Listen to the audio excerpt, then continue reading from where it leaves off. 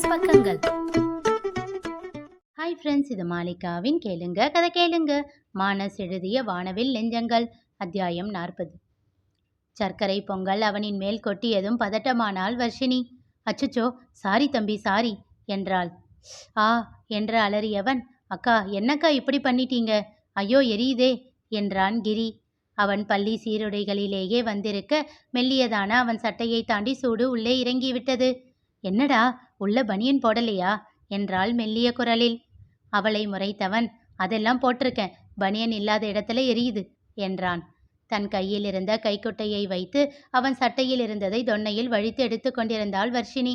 அதனை வழித்து எடுக்கும் போதே அவளால் சூட்டை தாங்க முடியவில்லை. பாவம் அவன் என்று எண்ணி அவள், சாரிடா, ரொம்ப எரியுதா என்றாள். இல்ல, குலுகுலுன்னு இருக்கு என்றான் அவன். அவனை முறைத்தவள், என்னடா, என்னை விட அதிகமா பேசுற நீ என்று கேட்டாள். அப்போது அங்கே வேகமாக வந்தான் நவநீதன். என்னடா பண்றீங்க என்றான் கிரியிடம். அண்ணா, இந்த அக்கா என் மேல சக்கரை பொங்கலை சூடா கொட்டிட்டாங்க, ரொம்ப எரியுது என்றான் அவன். இல்ல, தெரியாமத்தான் என்று அவள் சொல்ல தொடங்கும் போதே நவநீதன் கிரியின் சட்டையின் முதல் பட்டனை கழற்றி உள்ளே பார்க்க அவன் பனியன் மூடாத இடத்தில் தோல் சிவந்து விட்டிருந்தது. வர்ஷினி அதை கண்டு திகைத்தாள். தோல் சிவந்திருந்ததை கண்ட நவநீதன் கோபமாக அவளிடம் திரும்பி கத்தினான். என்ன பண்ணி வச்சிருக்க நீ? அவன் சின்ன பையன், எப்படி ஆயிடுச்சு பாரு. கண்ணை எங்க பின்னாலேயா வச்சுக்கிட்டு வந்த? அறிவில்லையா உனக்கு? ஆளையும் முஞ்சையும் பாரு. அவன் திட்டிக் கொண்டே இருக்க திகைத்து போய் அதிர்ச்சியாக அவனையே பார்த்து கொண்டு நின்றிருந்தாள் வர்ஷினி. என்ன இவன் இப்படி திட்டுகிறான் என்று யோசித்து கொண்டிருக்கையிலேயே கிரி அவனை நிறுத்தினான். அண்ணா விடு அண்ணா, பாவம், அவங்க தெரியாம தான் இடிச்சிட்டாங்க, வா போகலாம் என்றான். ஆளைப்பாரு, ஏதோ கொலு பொம்மை மாதிரி அலங்காரம் பண்ணிக்கிட்டு நிக்கிறத பாரு என்றான் மேலிருந்து கீழ் வரை அவளை பார்த்தவாறே. அதில் கோபம் கொண்டவள், ஹலோ, மைண்ட் யுவர் வேர்ட்ஸ், நான் தான் தெரியாம பண்ணிட்டேன்னு சொல்றேன்ல, என்ன ஓவரா பேசுறீங்க? எனக்கும் பேச தெரியும், அதுதான் அவனே சொல்றான் இல்ல, தெரியாம தான் இடிச்சேன்னு. எதுக்கு இப்போ ஓவரா சீன் போட்டுக்கிட்டு இருக்கீங்க? முதல்ல போய் அவனுக்கு மருந்த வைங்க. என்னோட முகத்தை பத்தி எதுக்கு பேசுறீங்க? முதல்ல நீங்க போய் உங்க முகத்தை கண்ணாடியில பாருங்க, உங்களுக்கே வாந்தி வரும். ஏய் என்று பதிலுக்கு ஏதோ சொல்ல தொடங்கியவனை நிறுத்தி, அக்கா நீங்க முதல்ல போங்க என்று அவளை அனுப்பி வைத்துவிட்டு நவநீதனை அடக்கி இழுத்து கொண்டு சென்று விட்டான் கிரி. அவள் நவநீதனை தீயாக முறைத்து கொண்டே அங்கிருந்து சென்றாள். அவனும் கிரியை இழுத்து கொண்டு வந்து விட்டான். முதல்ல வீட்டுக்கு போகலாம் வா, எப்படி செவந்திருச்சு பாரு என்று சொல்லிக்கொண்டே தன் பைக்கில் ஏற்றிக்கொண்டு வீட்டை நோக்கி சென்றான் நவநீதன். தன் தம்பியும் பாட்டியும் அம்மாவும் அமர்ந்திருந்த இடத்திற்கு வந்தாள் வர்ஷினி. அக்கா, என்ன இவ்வளவு நேரம்? எங்க சக்கரை பொங்கலை காணோம்? அங்கேயே நின்று சாப்பிட்டுட்டு வந்துட்டியா? சுடலையா உனக்கு? கையில வச்சுக்கிட்டு எப்படி சாப்பிட்ட? டேய், போது நிறுத்துடா என்றாள் கோபமாக. இப்போ எதுக்குடி அவங்கிட்ட கத்துற என்றாள் ஜெயந்தி. அம்மா நீ வேற படுத்தாதம்மா என்று சொல்லியவாறே வேதவல்லியின் அருகில் அமர்ந்து கொண்டாள் வர்ஷினி. என்னடா, என்ன ஆச்சு? நான் சக்கரை பொங்கலை ஒரு பையன் மேல தெரியாம கொட்டிட்டேன், அவனோட தோல் எல்லாம் சிவந்துடுச்சு. அச்சுச்சோ, என்னடி, பார்த்து வரமாட்டியா? போகும்போதே சொல்லிதானே அனுப்புனேன். அம்மா ப்ளீஸ், நான் தெரியாம தான் பண்ணேன். சரி விடு, என்ன ஆச்சு? காயம் ரொம்ப அதிகமாக இருக்கா? ஹாஸ்பிட்டலுக்கு வேணா கூட்டிகிட்டு போகலாமா? எங்க அந்த பையன்? ரொம்ப சின்ன பையனா என்றார் வேதவல்லி. இல்லை பாட்டி, கொஞ்சம் பெரிய பையன்தான், ஆனால் ஸ்கூல் யூனிஃபார்ம் போட்டிருந்தான். எங்க அவன்? அவனோட அண்ணன் வந்து கூட்டிகிட்டு போயிட்டான். நல்ல வேலை என்றார். நீங்க வேற பாட்டி, அவன் அண்ணன் என்னை எப்படி திட்டிட்டு போனான் தெரியுமா? சிரித்து விட்டான் வரீஷ். அக்கா, இந்த ஊருக்கு வந்ததுலேருந்து ஏன் எல்லாரும் உன்னை திட்டிக்கிட்டே இருக்காங்க? அதுதாண்டா எனக்கும் புரியல. ஆனால் எங்கள் சார் கூட எல்லாம் இவனை கம்பேர் பண்ணக்கூடாது. அவர் சும்மா என்கிட்ட வம்பு தான் பண்ணிக்கிட்டு இருக்கார். இவன் என்னெல்லாம் பேசினான் தெரியுமா? என்ன கொலு பொம்மைன்னு சொல்கிறான். மறுபடியும் உரக்க சிரித்தான் வரீஷ். எல்லாம் உங்களால தான் பாட்டி, நீங்கள் தான் தாவணி போட சொல்லி நகையெல்லாம் இப்படி போட்டு விட்டு அவன் சொல்லும்போது எவ்வளோ அசிங்கமாக இருந்தது தெரியுமா? இதுக்கு ஏண்டா ஃபீல் பண்ணுற? நீ அழகாக இருக்கேன்னா அவன் சொல்லிட்டு போகிறான். அசிங்கமாக இருக்கிற பொம்மையை யாராச்சும் கொலுவில் வைப்பாங்களா?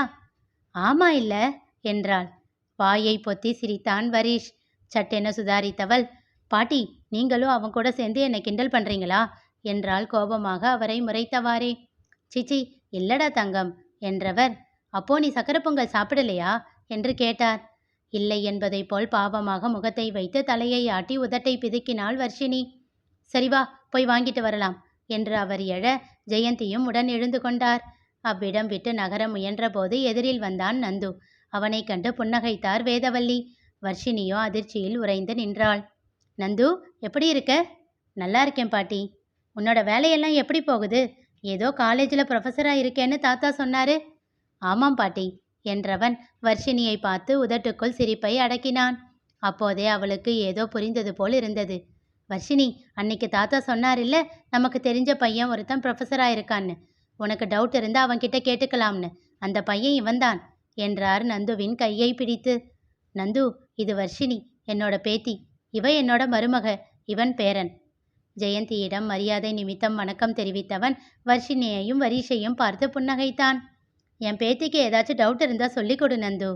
அதுக்கென்ன பாட்டி, சொல்லி கொடுத்துட்டா போச்சு என்றான் குறும்பாக. வர்ஷினி அவனை முறைக்க ஆரம்பிக்க பொங்கி வந்த சிரிப்பை அடக்க முடியாமல் வேதவல்லியிடம் விடை பெற்று கொண்டு சென்று விட்டான் நந்து. அவன் முகபாவனையிலிருந்தும் தன் அக்காவின் முகபாவனையிலிருந்தும் ஏதோ கண்டுகொண்டான் வரிஷ். ஆனால் பிறகு கேட்டுக்கொள்ளலாம் என்று அமைதியாக இருந்து விட்டான். கிரியின் நெஞ்சில் ஆயின் மண்டை தடவி கொண்டிருந்தான் முரளி. அண்ணா, எரியுது எரியுது என்று கத்திக்கொண்டிருந்தான். டேய், எதுக்கு இப்போ இப்படி கத்துற? சின்ன குழந்தையா நீ? நித்யா அதட்டி கொண்டிருந்தாள்.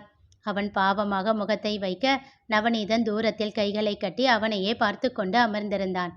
என்ன பொண்ணு அவ, இப்படித்தான் ஞாபகத்தை எங்கேயாச்சும் வச்சுக்கிட்டு வருவாளா? சத்யா திட்டிக் கொண்டிருந்தாள். அண்ணி, நான் தான் சொல்கிறேன்ல, அவங்க தெரியாம தான் என் மேலே கொட்டிட்டாங்க. பாவம், எனக்கு செவந்திருந்ததை பார்த்துட்டும் அவங்க கண்ணே கலங்கிடுச்சு என்றவனை தீயாக முறைத்தான் நவநீதன். அதுக்கு இல்லடா என்ற சத்யாவை நிறுத்தினான் முரளி. விடு சத்யா, யாராச்சும் வேணும்னே பண்ணுவாங்களா? அவன் சொல்கிறத பார்த்தா அவளும் சின்ன பொண்ணாதான் இருப்பா போல. சரி விடு, சரியாகிடும். ஒரு நாள் கொஞ்சம் கஷ்டமாக இருக்கும், அவ்வளோதான். அதெல்லாம் எதுவும் கஷ்டம் இல்லை மாமா என்றாள் நித்யா. ஏண்டி என்று கேட்டாள் சத்யா. இதை காரணமாக வச்சு 2 நாள் இவன் படிக்காமல் மட்டம் போட்டுடுவான். சிரித்து விட்டான் முரளி. எனக்கு இங்கே எரியுது, நீங்கள் எல்லாம் நல்லா சிரிங்க என்றான் கோபமாக. சரி சரி, நீ கொஞ்ச நேரம் படுத்துக்கோ என்று சொல்லிவிட்டு முரளி சென்று விட்டான். அவன் பின்னாலேயே நித்யாவும் சென்று விட்டாள். சத்யா கிரியின் தலை கோதி அவன் நெற்றியில் முத்தமிட்டாள். ஒன்றும் இல்லை, நீ லைட்டாக எரியுது, அவ்வளோதான். அண்ணன் சொன்னார் இல்லை, நாளைக்கு சரியாயிடும் என்றான் புன்னகையோடு. அவன் கன்னம் தட்டி முகவாட்டத்தோடு அங்கிருந்து சத்யாவும் சென்றுவிட தன்னை முறைத்தபடி அமர்ந்திருந்த நவநீதனை பார்த்தான் கிரி. இப்போ எதுக்கு என்ன முறைச்சிக்கிட்டு இருக்க? எப்படி அவளுக்கு கண்ணே கலங்கிடுச்சா? எதுக்குடா அவளை அப்படி காப்பாத்துற? நான் அவங்கள மட்டும்தானா காப்பாத்தினேன்? வேற யாரை காப்பாத்தின? உன்னையும் தான். நான் என்னடா பண்ண? நீ அவங்க கிட்ட என்ன பேசுன? ஆளையும் மூஞ்சையும் பாரு அப்படின்னு சொன்ன இல்லை? முன்ன பின்ன தெரியாத பொண்ணு அப்படி தான் பேசுவாங்களா? சொல்லவா அண்ணங்கிட்ட? டேய், எனக்கு வந்த கோபத்துக்கு பலார்னு ஒன்று வச்சிருப்பேன். போனா போகுதுன்னு பாவம் பார்த்து விட்டேன். இதையும் சேர்த்து அண்ணங்கிட்ட சொல்லவா? உனக்கு தான் அடி கிடைக்கும் என்றான் கிரி கோபமாக. என்னடா மிரட்டுறியா என்றான் நவநீதன் அதட்டலாக. ஆமா, நீ பண்ணது தப்பு தான். என்னதான் கோபம் இருந்தாலும் அப்படி பேசலாமா? இப்படித்தான் அண்ணன் நமக்கு சொல்லி கொடுத்தாரா? டேய் என்று ஏதோ சொல்ல வந்தவன் கிரியின் கோபமான பார்வை அவனை தொலைத்ததில் எதுவும் பேசாமல் அமைதியாக வாயை மூடிக்கொண்டான். சரி, தப்புதான். அடுத்த தடவை அந்த பொண்ணை பார்த்தா சாரி கேட்டுடுறேன், போதுமா என்றான் விரைப்பாக. சரி சரி, பொழைச்சுப்போ. நீ பிரியா அக்கா கிட்ட பேசுகிற மாதிரியே எல்லார்கிட்டையும் பேச முடியாது என்று விட்டு படுத்து கொண்டான் கிரி. நீ எல்லாம் எனக்கு அட்வைஸ் பண்ணுற பாத்தியாடா, எல்லாம் என்னோட நேரம் சொல்லிவிட்டு வெளியில் செல்ல எழுந்தான். தப்பு பண்ணா யார் வேணும்னாலும் அட்வைஸ் பண்ணலாம் சொல்லிவிட்டு கண்கள் மூடிக்கொண்ட அவனை சிறு புன்னகையோடு பார்த்து கொண்டு நின்றிருந்தான். கதவு திறக்கப்படும் ஓசை இல்லாமல் போகவே மீண்டும் கண்களை திறந்து பார்த்தான் கிரி. தன்னையே பார்த்து கொண்டு நின்றிருந்த நவநீதனை கண்டு என்ன என்றான். அருகில் வந்தவன் அவனை முச்சி முகர்ந்துவிட்டு வேகமாக சென்று விட்டான். சிறு புன்னகை ஒன்று அவன் இதழிலும் போக்க கண்களை மூடிக்கொண்டான் கிரி. இனி நிகழப்போவது என்ன தெரிந்து கொள்ள தொடர்ந்து கேளுங்க, கதை கேளுங்க. மீண்டும் சந்திப்போம்.